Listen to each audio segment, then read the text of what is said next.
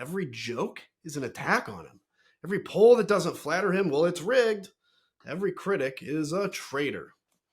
He's actually the most powerful person on the planet, yet somehow he's always the victim. If a comedian pokes fun at him, he pouts. If a news anchor asks a tough question, and he is the president, he claims it's unfair. He's actually addicted to grievance like it's oxygen.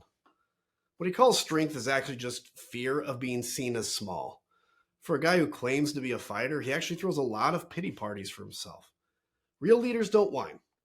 Real leaders don't play the victim every time something doesn't go their way. They actually stand up, they push through, and they lead. But imagine if past leaders had operated this way.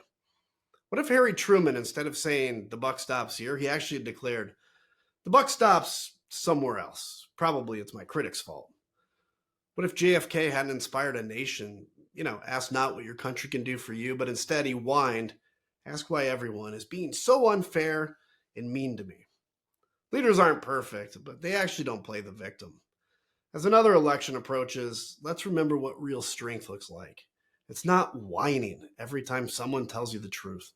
It's not throwing tantrums when the world doesn't bend to your ego. And it's definitely not this endless, exhausting victim act.